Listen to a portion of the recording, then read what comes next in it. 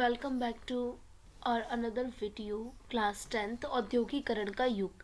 इस चैप्टर में हम पढ़ेंगे औद्योगिकरण का युग हिस्ट्री में किस प्रकार से शुरू हुआ, कैसे उद्योग शुरू हुए, क्या क्या चीज़ें हमने सामना करना पड़ा। तो क्लास 10th आज आपका लेसन नंबर 4 स्टार्ट होगा, औद्योगिकरण का युग। ठीक है, तो आज हम इस चैप्टर में पढ़ेंगे पहली चीज़ पॉइंट बेटा कि उद्योग क्या है। पहले आप मुझे ये बताएंगे कि उद्योग क्या होते हैं और उद्योग कौन से क्षेत्र में आते हैं, है ना। अगर मैं बात करूँ तो उद्योग कौन से क्षेत्र में आते हैं, तो पहली चीज़ उद्योग बोले तो इंडस्ट्री के बारे में बात कर रहे हैं हम। इंडस्ट्री है ना, जहाँ पे किसी भी चीज़ के उत्पादन की बात की जाए। किसकी बात की जाए? उत्पादन की। और कहा जाए तो ये सेकेंडरी सेक्टर यानी कि द्वितीय क्षेत्र में आते हैं। द्वितीय क्षेत्र में आते हैं, जिसमें क्या होता है बेटा? उत्खनन का काम होता है ना, या किसी भी चीज़ के निर्माण का काम होता है। ठीक है, जिसमें उत्पादन का काम होता है द्वितीय क्षेत्र के अंदर, उसे उद्योग कहा जाता है। जैसे कि क्या? जैसे कि मान लेते हैं मैंने रुई से, कॉटन से एक धागा बनाया, उसकी फैक्ट्री लगाई, उसे क्या बोलेंगे हम? उद्योग बोलेंगे। धागे से कमीज बनाई, उसकी फैक्ट्री लगाई, उसे भी हम क्या बोलेंगे? उद्योग बोलेंगे। ये और ये औद्योगिक क्षेत्र में आते हैं। फिर ये किस क्षेत्र में आती है? ये आती है प्राथमिक क्षेत्र की अभिक्रिया। प्राथमिक क्षेत्र मतलब जहाँ पर कृषि क्षेत्र कहते हैं हम उसे क्या बोलते हैं बेटा? कृषि क्षेत्र। आगे देखते हैं औद्योगिकरण का युग। जिस युग में हस्त निर्मित वस्तु बनाना कम हुई, फैक्ट्री मशीन एवं तकनीक का विकास हुआ, उसे औद्योगिकरण का युग कहते हैं। जहाँ पर हस्त निर्मित वस्तु बनानी कम हुई, फैक्ट्री मशीन वगैरह आगे ज़्यादा विकास हुआ, इसमें खेतीहर समाज औद्योगिक समाज में बदल गया। खेतीहर, पहले लोग खेती करते थे, अब लोगों ने क्या करना शुरू कर दिया? उद्योग करना शुरू कर दिया। तो बात है 1760 से लेके 1840 तक के युग को क्या कहा जाता है? औद्योगिकरण का। बड़ी तेजी से वृद्धि हुई मशीनों में, टेक्नोलॉजीज, तकनीकों में। ठीक है, तो हम औद्योगिकरण के युद्ध को बांटते हैं पूर्व औद्योगिकरण और आदि औद्योगिकरण। दो भागों में बांटते हैं। कौन कौन से? हम इसको बांटते हैं पूर्व औद्योगिकरण और आदि औद्योगिकरण। ठीक है, अगर मैं बात करूं कि औद्योगिकरण के युग को, तो दो भागों में इसे बांटा जाता है। कौन कौन सा जी? पूर्व औद्योगिकरण और आदि औद्योगिकरण का युग। ठीक है, अब इसमें क्या आता है हम ये पढ़ेंगे। तो पूर्व औद्योगिकरण के युग में औद्योगिकरण से पहले के काल को पूर्व औद्योगिकरण कहते हैं। दूसरे शब्दों में कहा जाए तो यूरोप में सबसे पहले कारखाना लगने के पहले काल औद्योगिकरण का काल कहा जाता है। गांव में सामान बनते थे, शहर में व्यापारी खरीदते थे। तो मैं आपसे बताऊं पूर्व औद्योगिकरण के बारे में, तो भाई हाँ, पूर्व औद्योगिकरण यानी कि औद्योगिकरण से पहले कैसा था? यूरोप की बात कर रहा है ना सबसे पहले, तो हम यूरोप में आया औद्योगिकरण। तो औद्योगिकरण से पहले कैसा था भाई? पहले हाथों से सामान बनते थे, है ना। लोग कृषि पर निर्भर होते थे, लोग कृषि पर अधिक निर्भर थे। ठीक है, अपने इनकम के लिए भी, हर चीज़ के लिए अधिक निर्भर थे। ठीक, यूरोप के अंदर। फिर आता है आदि औद्योगिकरण। दरअसल इंग्लैंड और यूरोप में फैक्ट्रियों की स्थापना से भी पहले अंतर्राष्ट्रीय बाजार के लिए बड़े पैमाने पर औद्योगिक उत्पादन होने लगा, और यह उत्पादन फैक्ट्रियों में नहीं होता था। बहुत सारे इतिहासकार औद्योगिकरण के इस चरण को आदि औद्योगिकरण का नाम मानते हैं। अब क्या हुआ बेटा? क्या हुआ कि इंग्लैंड और पूरे यूरोप में, है ना, पूरे यूरोप में, इंग्लैंड भी यूरोप का ही भाग है। यूरोप एक महाद्वीप है, इंग्लैंड एक देश है। इंग्लैंड और यूरोप में औद्योगिकरण होने लगा। लोग छोटे छोटे उद्योग करने लग गए अपने घरों में। ठीक है, फैक्ट्रियां तो नहीं बनी ज़्यादा, पर घरों में औद्योगिकरण करने लगे। औद्योगिकरण की शुरुआत को क्या कहा गया? शुरुआत को आदि औद्योगिकरण का नाम दिया गया। ठीक है, औद्योगिकरण लिख लो आप, ये भी कहा गया। ठीक, आगे बढ़ते हैं। व्यापारियों का गांव पर ध्यान देने के कारण शहरों में ट्रेड यानी कि व्यापार और क्राफ्ट यानी कि हस्तशिल्प गिल्ड बहुत शक्तिशाली होते थे। इस प्रकार के संगठन प्रतिस्पर्धा और कीमतों पर अपना नियंत्रण रखते थे। वे नए लोगों को बाजार में काम शुरू करने से भी रोकते थे, इसलिए किसी भी व्यापारी के लिए शहर में नया व्यवसाय करना मुश्किल होता था। इसलिए वे गांव की ओर मुंह करना पसंद करते थे। शहरों में बहुत ज़्यादा कठिन होता था व्यापार करना, इसलिए लोगों ने गांव की तरफ मुंह करके, मतलब मुंह करना मतलब कि वहां पे जाकर व्यापार करना शुरू कर दिया। पहला वर्ड आता है स्टैपलर। ऐसा व्यक्ति जो रेशे के हिसाब से ऊन को स्टैपल करता है या छाटता था, उसे स्टैपलर कहते थे। फुलर ऐसा इस व्यक्ति जो फुल करता है यानी चुन्नटों के सहारे कपड़े को समेटता था, उसे फुलर कहा जाता था। याद कर लेना। कार्डिंग वह प्रक्रिया जिसमें कपास या ऊन आदि रेशों को कताई के लिए तैयार किया जाता था, कार्डिंग कहा जाता था। कारखानों की शुरुआत सबसे पहले इंग्लैंड में कारखाने 1730 के दशक में बनना शुरू हुए और 18वीं सदी के आखिर तक पूरे इंग्लैंड में जगह जगह कारखाने दिखने लग गए। 1730 से शुरू हुए थे, 18वीं सदी तक आते आते जगह जगह कारखाने दिखने लग गए। इस नए युग का प्रतीक कपास था। कपास समझते हो, रुई। 19वीं सदी के आखिर में कपास के उत्पादन में भारी बढ़ोतरी बढ़ा और तो और 1760 में ब्रिटेन ने 2.5 मिलियन पाउंड का कपास आयातित हुआ। आयातित मतलब मंगवाया गया ब्रिटेन के अंदर। क्यों मंगवाया कपास? क्योंकि अब ये लोग ज्यादातर किस पे ध्यान दे रहे हैं? अपने उद्योगों पे ध्यान दे रहे हैं, कृषि पे, उगाने से ज्यादा कुछ बनाने पे काम दे रहे हैं। 1787 तक की मात्रा बढ़कर 22 मिलियन पाउंड हो गई थी। कारखानों से क्या लाभ मिलते थे? कारखानों के खुलने से कई फायदे हुए। श्रमिकों की कार्य कुशलता बढ़ गई। अब नई मशीनों की सहायता से प्रति श्रमिक अधिक मात्रा से बेहतर उत्पादन बनाने लगे। औद्योगिकरण की शुरुआत मुख्य रूप से सूती कपड़ा उद्योग में हुई और कारखानों में श्रमिक की निगरानी उनसे काम लेना अधिक हो गया। अब औद्योगिक परिवर्तन की रफ्तार बहुत तेजी से बढ़ती चली गई बेटा। और क्या हुआ? औद्योगिकरण का मतलब सिर्फ फैक्ट्री उद्योग विकास नहीं था। कपास, सूती वस्त्र उद्योग, लोहा, स्टील उद्योग में बदलाव काफी तेजी से हुए और ये ब्रिटेन के सबसे फलते फूलते उद्योग थे। इम्पोर्टेंट है। औद्योगिकरण में पहले दौर में 1840 तक दशक सूती कपड़ा उद्योग अग्रणी क्षेत्र था। यानी कि पहले जो पहला दशक था उसमें ज्यादा से ज्यादा क्या होगा? उद्योग किस चीज का करा गया? सूती कपड़ा बनाया गया। और रेलवे के प्रसार के बाद लोहा इस्पात में तेजी से वृद्धि हुई। रेल का प्रसार इंग्लैंड में 1840 के दशक में हुआ। उपनिवेशों में ये 1860 के दशक में हुआ। उपनिवेशों में मतलब जहां पर इंग्लैंड ने, ब्रिटिश ने क्या कर रखा था? अपना राज कर रखा था। उस देशों में क्या हुआ? 1860 तक ये रेलवे का प्रसार इन्होंने किया। 1873 के आते आते ब्रिटेन में से लोहा इस्पात की निर्यात कीमत 77 मिलियन पाउंड हो गई। ये सूती कपड़े से के निर्यात का 2 गुना था। लेकिन औद्योगिकरण का रोजगार पर खास असर नहीं पड़ा था। 19वीं सदी के अंत तक पूरे कामगारों का 20% से भी अधिक कम तकनीकों के रूप में उन्नत औद्योगिक क्षेत्र में नियोजित था। इससे ये पता चलता था कि उद्योग पारंपरिक उद्योगों में विस्थापित नहीं कर पाए थे, यानी कि जो रोजगार पर खास असर नहीं पड़ा था, क्योंकि 19वीं सदी तक पूरे कामगार कितने थे? टोटल मजदूर जो थे 20% से अधिक तकनीकी रूप से उन्नत नहीं थे। तो इसलिए अभी ने इसमें बदलाव की जरूरत थी। तो नए औद्योगिक परंपरागत उद्योगों की जगह क्यों नहीं ले सकते थे? परंपरागत उद्योग कौन से थे बेटा? जो पुराने उद्योग थे। तो नए उद्योगों ने उनकी जगह उद्योगपति क्यों नहीं ले पाए? औद्योगिक क्षेत्र में काम करने वाले मजदूरों की संख्या कम थी और प्रौद्योगिकी बदलाव की गति धीमी थी। कपड़ा उद्योग एक गतिशील उद्योग था और प्रौद्योगिकी काफी महंगी थी। प्रौद्योगिकी समझते हो कि टेक्नोलॉजी की जो मशीनें होती थी वो महंगी थी। उत्पादन एक बड़ा भाग कारखानों की बजाय गृह उद्योग से पूरा होता था। ज्यादातर लोगों के घरों पे भेज देते थे माल बनने के लिए और वो लोग वहां से माल बना बना कर देते थे। तो इसलिए जो नए उद्योगपति हैं वो पुराने उद्योगों की जगह इसलिए नहीं ले पा रहे थे। ठीक है। हाथ का श्रम और वाष्प शक्ति।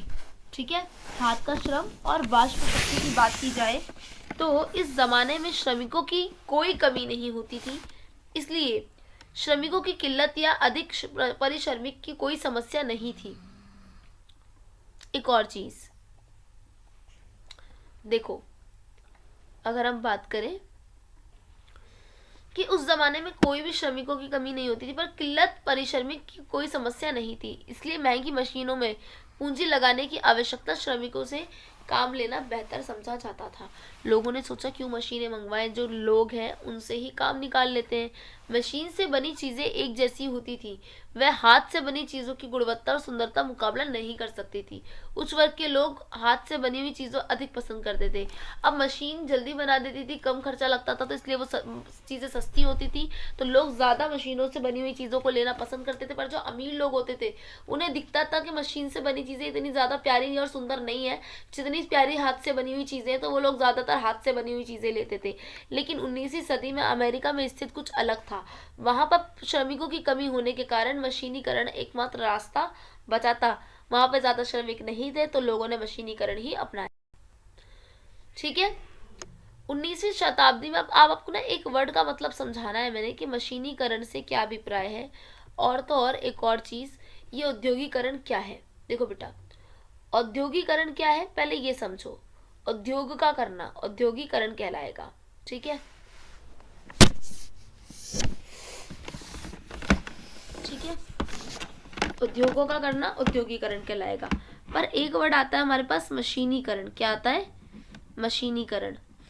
अब उद्योग मतलब क्या है बेटा? किसी भी चीज का उत्पादन करना, चाहे आप हाथ से करो चाहे कैसे भी करो।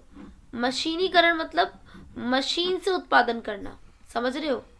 मशीनीकरण क्या है? मशीन से उत्पादन करना। उत्पादन मतलब बनाना, किसी भी चीज को उत्पादन करना। ठीक है। और यहाँ पर औद्योगिकरण में सिर्फ उत्पादन करना। अब चाहे आप मशीन से करो, एक रास्ता मशीन भी हो सकता है, चाहे आप श्रमिकों के जरिए करो। श्रमिक मतलब मजदूरों के जरिए, है ना। तो इंग्लैंड में, यूरोप में ये अपनाया गया क्योंकि बहुत सारे श्रमिक अवेलेबल थे। पर जो बात करें तो अमेरिका की, तो अमेरिका ने क्यों अपनाई मशीन? क्योंकि वहां पे इतने ज़्यादा इन्हें लेबर नहीं मिल पाए थे। ठीक है। मजदूरों की जिंदगी, कुल मिलाकर मजदूरों का जीवन, पहले ये 19वीं शताब्दी में, ठीक है, उद्योगपति मशीनों की अपेक्षा हाथ में श्रम को अधिक पसंद क्यों करते थे? क्योंकि ब्रिटेन के उद्योगपति को मानव श्रम की कोई कमी नहीं थी। लोग बहुत सारे थे उनके पास काम करने के लिए, और वह मशीन इसलिए नहीं लगाना चाहते थे क्योंकि मशीनों के लिए अधिक पूंजी निवेश करनी पड़ती। निवेश मतलब इन्वेस्टमेंट करना पड़ता। कुछ मौसमी उद्योगों के लिए वह उद्योगों के श्रमिक द्वारा हाथ से काम करवाना चाहते थे, और बाजार में अक्सर बारीक डिजाइन, खास आकार वाली चीजों की मांग ज्यादा रहती थी, इसलिए उन्होंने हस्तकौशल पर निर्भर किया खुद उसको, अपने उद्योगों को। मजदूर की जिंदगी कैसी थी? कुल मिलाकर मजदूरों का जीवन बहुत दयनीय था, बहुत बेचारा दया करने लायक था। श्रम मतलब कि बहुत यातायात की वजह से नौकरियों की भारी कमी थी। लोग ज्यादा थे, काम करने वाले काम कम थे, तो नौकरी मिलने की संभावना यारी दोस्ती, कुनबे कुटुंब के जरिए जान पहचान पर निर्भर थी। बहुत सारे उद्योगों में मौसमी काम की वजह से कामगारों के बीच बीच बहुत समय खाली बैठना पड़ता था। जैसे किसी ने जैकेट बनाने का काम करना है तो सर्दियों में चलेगा वो काम, फिर, है ना, और गर्मियों में आप खाली बैठे रहोगे, ऐसा होता था। मजदूरों की आय वास्तविक मूल्य में भारी कमी, इसलिए गरीबी थी। मजदूरों की आय जो इनकम थी बहुत ज़्यादा कम थी, इसलिए गरीबी बहुत ज़्यादा थी। स्पिनिंग जेनी एक सूत काटने की मशीन जो जेम्स हर गीवर्स लीवर्स द्वारा 1764 में बनाई गई थी। वेरी इंपॉर्टेंट, याद कर लेना। स्पिनिंग जेनी मशीन का विरोध 19वीं सदी में मध्य तक अच्छे दौर में शहरों की आबादी लगभग 10% अत्यधिक गरीब हुआ करती थी। आर्थिक मंदी के तौर पर बेरोजगारी बढ़कर 35 से 75% हो जाती थी। बेरोजगारी की आशंका की वजह से मजदूर नई प्रौद्योगिकी से जुड़ने लगे। मजदूर कहते थे यार जब हम लोग हैं तो क्यों ये मशीनें लेकर आ रहे हैं, है ना। जब ऊन उद्योग में स्पिनिंग जेनिंग मशीन का शुरुआत की गई तो मशीनों पर हमला करने लगे कि जब, क्योंकि भाई मशीनों ने क्या कर लिया था, इनकी इनकी नौकरियां छीन ली थी। 1840 के दशक के बाद रोजगार के अवसरों में वृद्धि हुई क्योंकि सड़कों को चौड़ा किया गया और नए रेलवे स्टेशन बने, रेलवे लाइनों का विस्तार किया गया, फिर रोजगार दोबारा से बढ़े उसके अंदर, रेलवे वगैरह में, है ना। उपनिवेशों में औद्योगिकरण आई। हम भारत में नजर डालें कि उपनिवेश में औद्योगिकरण कैसे थे। पहले आपको ये समझना जरूरी है कि उपनिवेश क्या है। ये उपनिवेश उन देशों को कहा जाता था, उपनिवेश की बात करते हैं चलो, तो उपनिवेश वो देश, वह देश जो इंग्लैंड यानी ब्रिटिश के गुलाम थे, तो ब्रिटिश ने वहां पे क्या करा, वहां पे भी इसने मशीनों का उद्योगीकरण का युग स्टार्ट किया। जैसे भारतीय कपड़े का युग स्टार्ट हुआ, मशीन उद्योग से पहले का युग। अंतर्राष्ट्रीय बाजार, कपड़ा बाजार में भारत के रेशमी और सूती उत्पादों का दबदबा था। भारत में रेशमी कपड़े और सूती उत्पाद बहुत अच्छे मिलते थे। उच्च किस्म का कपड़ा भारत में आर्मीनियन या फारसी सौदागर पंजाब से अफगानिस्तान, पूर्वी फारस और मध्य एशिया लेकर जाते थे। सूरत, हुगली, मसूलीपट्टनम प्रमुख बंदरगाह थी। बहुत अच्छी अच्छी बंदरगाह भी यहाँ पर मौजूद थी भारत में। विभिन्न प्रकार के भारतीय व्यापारी तथा बैंकर इस व्यापार नेटवर्क में शामिल थे। दो प्रकार के व्यापारी थे, आपूर्ति सौदागर और निर्यात सौदागर। बंदरगाहों पर बड़े आपूर्ति सौदागर कौन से होते थे बेटा, जो यहाँ पे सामान मंगवाते थे, और निर्यात सौदागर कौन से होते थे, यहाँ से सामान बाहर भेजते थे। और बंदरगाहों पर बड़े जहाज मालिक निर्यात व्यापारी दलाल के साथ कीमत पर मोलभाव करते और आपूर्ति सौदागर से माल खरीदते थे। ठीक है। अब मशीन उद्योग के बाद का एक युग जो था 1780 के बाद क्या हुआ, 1750 के दशक में भारतीय सौदागरों को नियंत्रण वाला नेटवर्क टूटने लगा। यूरोपीय कंपनियों की ताकत बढ़ने लगी। सूरत तथा हुगली जैसे पुराने बंदरगाह कमजोर पड़ गए। बंबई, मुंबई तथा कलकत्ता एक नए बंदरगाह के रूप में उभरे। व्यापार यूरोपीय कंपनियों द्वारा नियंत्रित होता था तथा भारतीय जहाजों के जरिए होता था। शुरुआत में भारत में कपड़ा व्यापार में कोई कमी नहीं आई और 18वीं सदी यूरोप में भी भारतीय कपड़ा की भारी मांग होनी शुरू हो गई। इसी को कहा गया कि मशीनी युग के बाद 1780 के बाद कुछ चीजें जो भारत में बदलाव आई। ठीक। अब जब यूरोपीय कंपनी आई भारत के अंदर तो बुनकरों का क्या हुआ। ईस्ट इंडिया कंपनी द्वारा सत्ता स्थापित करने से पहले बुनकर बेहतर स्थिति में थे। उनका उत्पाद खरीदने वाले खरीदार थे। मोलभाव करने से सबसे अधिक कीमत देने वाले अपना सामान बेच सकते थे। पर ईस्ट इंडिया कंपनी के आने के बाद बुनकरों की स्थिति, यहाँ से क्वेश्चन बनेगा, इंपॉर्टेंट है, क्या हुआ। भारतीय व्यापार पर ईस्ट इंडिया कंपनी का एकाधिकार हो गया और इसने एक चार्टर जारी किया जिससे भारत सिर्फ और सिर्फ अब सिर्फ ईस्ट इंडिया कंपनी के साथ ही व्यापार कर सकता था और किसी देश के साथ व्यापार नहीं कर सकता था। कपड़ा व्यापार में सक्रिय व्यापारियों तथा दलालों को खत्म करके बुनकरों पर प्रत्यक्ष नियंत्रण किया गया। बुनकरों को अन्य खरीदारों के साथ कारोबार करने पर पाबंदी लगा दी और बुनकरों पर निगरानी रखने के लिए गुमाश्ता नाम के वेतनभोगी कर्मचारियों की नियुक्ति की गई ताकि वो लोग बुनकरों पर क्या रखें बेटा, नजर रखें कि कहीं खरीदारी तो नहीं कर रही है, बेच तो नहीं रहे कुछ सामान, है ना। और बुनकरों व गुमाश्ता के बीच में अक्सर टकराव होते थे और बुनकरों को कंपनी से मिलने वाली कीमत बहुत ही कम होती थी। कंपनी ने कहा बुनकरों से कि सिर्फ हमारे साथ ही करो, तुम कपड़ा बेचो और खरीदो या जो भी आप कर रहे हो, आप कहीं और नहीं कर सकते। भारत में मैनचेस्टर का आना 19वीं सदी में शुरुआती भारत के कपड़ा निर्यात में मतलब भारत में कपड़ों का निर्यात में कमी आने लगी। 1811 से भारत के बीच में भारत में होने वाले निर्यात सूती कपड़े में हिस्सेदारी सिर्फ 33% थी और 1850 से 51 के आते आते 3% रह गई। अब ब्रिटेन के निर्माताओं के दबाव के कारण सरकार ने ब्रिटेन में इंपोर्ट ड्यूटी लगा दी ताकि इंग्लैंड में सिर्फ वहां बनने वाले वस्तुएं ही बिके। इसलिए इस इंग्लैंड ने क्या करा, भारत को हर तरह से नीचे गिराने की कोशिश की। कपड़े में भी उन्होंने बहुत ज्यादा अपना आप की तरफ खींच लिया। ईस्ट इंडिया कंपनी पर इस बात के लिए दबाव डाला गया कि वह ब्रिटेन में चीजों को भारत के बाजार में बेचे और 18वीं सदी के अंत तक भारत ने सूती कपड़ा का आयात ना के बराबर था। लेकिन 1850 के आते आते कुल आयात 31% हिस्सा सूती कपड़े का था। तो 1870 के दशक तक ये हिस्सेदारी बढ़कर क्या हो गई बेटा, 50% के ऊपर चली गई। 18वीं सदी के अंत में सूती कपड़े का आयात ना के बराबर था, पर आते आते आयात कितना हो गया 18वीं सदी में भारत में सूती कपड़े का 50% हो गया। तो आयात क्या हुआ बेटा, बढ़ने लगा और निर्यात जो था ये कम हो गया। इस चीज को समझो ना, क्या बोल रहे हैं ये, आयात निर्यात क्यों बोल रहे हैं ऐसा। ये देखो, आयात मतलब होता है किसी भी वस्तु को मंगवाना और निर्यात मतलब होता है कि किसी वस्तु को भेजना।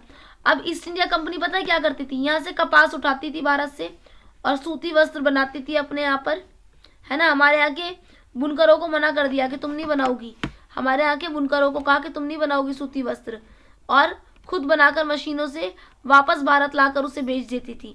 तो भारत से कपास का जो निर्यात था, निर्यात था, यहाँ से भेजा जा रहा था, वो बढ़ गया। और जो आयात है, हम लोग क्योंकि हमारे पास तो मशीनें नहीं थी, भारत में सूती वस्त्र का आयात बढ़ता गया। फिर बाहर से मंगवाते गए। यहाँ के बुनकरों से मना कर दिया कि भाई जी आप तो करोगे ही नहीं कुछ भी ऐसा, है ना। अब फैक्ट्रियों का आना, अच्छा ये बढ़ा दिया। ये मैनचेस्टर के आगमन से भारतीय बुनकरों के सामने आई समस्या है। 19वीं सदी के आते आते बुनकरों के सामने नई समस्याओं का जन्म हुआ। नियति बाजार का ढह जाना और स्थानीय बाजार का संकोचित होना जाना, सुकड़ जाना एकदम। अच्छी कपास का ना मिल पाना, ऊंची कीमत पर कपास खरीदने के लिए मजबूर होना, और 19वीं सदी के अंत तक भारत में फैक्ट्रियों द्वारा उत्पादन शुरू हो गया था, तो बुनकरों के पास कोई रोजगार बचा नहीं था। फिर भारतीय बाजार में मशीनें उत्पाद बढ़ गया था। फैक्ट्रियों के आने के कारण भारत में कारखाने की शुरुआत हुई। सूती कपड़ा मिल 1854 में बना। बंबई में पहला सूती कपड़ा मिल कब बना? 1854 में बना, यह आएगा। और उसमें उत्पादन 2 वर्षों के बाद शुरू हो गया। 1862 तक 4 मिल चालू हो गए थे। 4 मिल चालू हो गए थे। उसी दौरान बंगाल में जूट भी मिल खुल गया। जूट मिल, मिल मतलब फैक्ट्री। कानपुर में 1860 के दशक में एल्गिन मिल की शुरुआत हुई। इंपॉर्टेंट है, मैप का क्वेश्चन है। बंबई में सूती कपड़ा मिल, तो पूछेंगे बताओ सूती कपड़ा मिल कहाँ पर हुआ, तो बंबई पे निशान लगा देना। बंगाल में जूट मिल, कानपुर में एल्गिन मिल, अहमदाबाद में पहली सूती मिल चालू हुई। मद्रास में पहली सूती मिल कब चालू हुई? 1874 में मद्रास में हुई। ठीक है, अलग अलग जगह पे अलग अलग मिल चालू करी गई सूती कपड़ों के लिए। प्रारंभिक उद्यमी ये सभी चीन के साथ व्यापार में शामिल थे। उदाहरण के लिए बंगाल में द्वारकानाथ टैगोर और इन्होंने 6 संयुक्त उद्यम कंपनियां लगाई। बंबई में डिनोशो पैटेट और J.N. टाटा, ठीक है, इन्होंने सेठ हुकुमन चंद कलकत्ता ने में पहली जूट मिल लगाई। जीडी बिरला ने भी यही करा, जीडी बिरला ने। और मद्रास के कुछ सौदागर जो वर्मा, मध्य पूर्व और पूर्व अफ्रीका से व्यापार करते थे, उन्होंने भी फैक्ट्रियों पर ध्यान दिया। और कुछ वाणिज्यिक समूह जो भारत के भीतर ही व्यापार करते थे, उन्होंने भारत के व्यवसाय पर अंग्रेजों का ऐसा शिकंजा था, उसमें भारतीय व्यापारियों को बढ़ने के लिए अवसर नहीं थे। पहले विश्व युद्ध तक भारतीय उद्योग के अधिकतम हिस्से पे यूरोप की एजेंसियों की पकड़ हुआ करती थी। मजदूर कहाँ से आए? ज्यादातर मजदूर आसपास के जिलों में आते थे, और वे किसान कारीगर, गांव में काम नहीं मिलता था तो वो मजदूर बन जाते थे। उदाहरण के लिए बंबई के सूती कपड़ा मिल में काम करने वाले ज्यादा मजदूर कौन थे? रतनगिरी जिले से आते थे। ठीक है, 19वीं सदी में भारतीय मजदूरों की दशा क्या थी? फैक्ट्रियों में 5,84,000 मजदूर काम करते थे। 1946 में संख्या बढ़कर क्या हो गई? 24,36,000 हो चुकी थी। ज्यादातर मजदूर अस्थायी तौर पर रखे जाते थे कि कभी भी निकाल दिया जाता था। फसलों की कटाई के समय गांव लौट जाते थे। नौकरी मिलना कठिन था। जॉब मजदूरों की जिंदगी को पूरी तरह से नियंत्रित करती थी। जॉबर कौन होता था? उद्योगपति ने मजदूरों की भर्ती के लिए जॉबर रखा था। जॉबर कोई पुराना विश्वास कर्मचारी होता था जो गांव के लोगों को लाता था, और जैसे इंटरव्यूअर होता है ना कि इंटरव्यू लेकर उसमें लोगों को जॉब पर रखता है, वही होता था जॉबर। काम का भरोसा देता था और शहर में बसने के लिए मदद करता था। जॉबर मदद के बदले पैसे व तोहफा की मांग करने लगा था लोगों से। औद्योगिक विकास का अनूठापन। भारत में औद्योगिक उत्पादन का वर्चस्व रखने वाली यूरोपीय प्रबंधकीय एजेंसियों की कुछ खास तरह से उत्पादन में दिलचस्पी थी, खास तौर पर उन चीजों में जो निर्यात की जा सके। अब क्या हुआ बेटा, एक और चीज,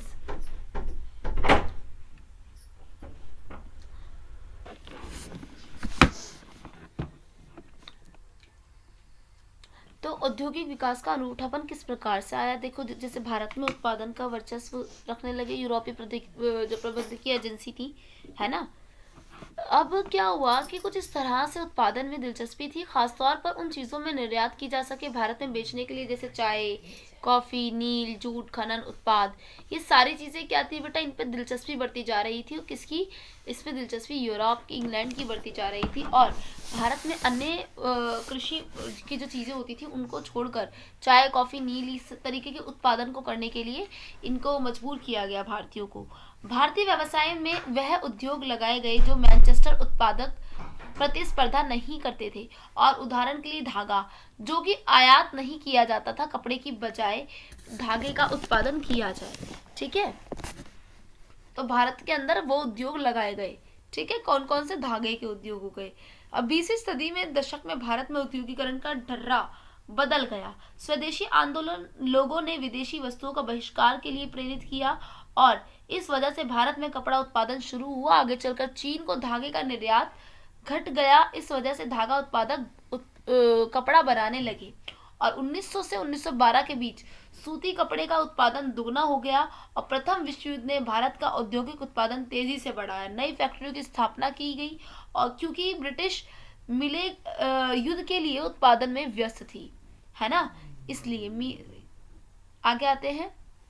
लघु की बहुतायात उद्योग में वृद्धि के बावजूद अर्थव्यवस्था में बड़े उद्योगों का शेयर बहुत कम था और लगभग 67% बड़े उद्योग बंगाल और बंबई में थे और देश के बाकी हिस्से में लघु मतलब छोटे छोटे उद्योग थे और उद्योगों का बोलबाला था। कामगारों का एक बहुत छोटा हिस्सा रजिस्टर्ड कंपनियों के नाम करता था और 1911 में शेयर 5% था और 1931 में 10% हो गया। 20वीं सदी में हाथ धोने वाले उत्पाद में इजाफा हुआ, हाथ से धोने वाले जो उत्पाद थे उसमें इजाफा हुआ। हथकरघा उद्योग में लोगों ने नई टेक्नोलॉजी को अपनाया और बुनकरों ने कारगरगों में फ्लाई शटल्स का इस्तेमाल किया और 1941 में आते आते 35% से अधिक हथकरघों में फ्लाई शटल लग चुका था। हथकरघे क्या होते हैं बेटा? हाथों से जो काम होते हैं। त्रावणकोर, मद्रास, मैसूर, कोचीन और बंगाल जैसे मुख्य क्षेत्र में 70 से 80% हथकरघे फ्लाई शटल लगे हुए थे। अब इसके अलावा और भी नई सुधार हुए, जैसे हथकरघा के क्षेत्र में उत्पादन की क्षमता बढ़ गई। अब फ्लाई शटल क्या है आप भी सोच रहे होंगे।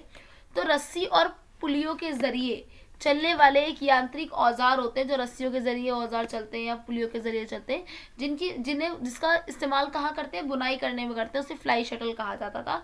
ये तेजी से बढ़ता जा रहा था। वस्तुओं के लिए बाजार, ग्राहकों को रिझाने के लिए कई उत्पादक कई तरीके से अपनाते थे। रिझाना मतलब उनको अपनी तरफ खींचना, आकर्षित करना। विज्ञापन एक जाना माना तरीका था कि वस्तुओं के लिए बाजार जो है वहां पर लोग किस प्रकार से हमसे खरीदे, उसके लिए हम विज्ञापन यानी एडवर्टाइजमेंट करते थे, ऐड करते थे।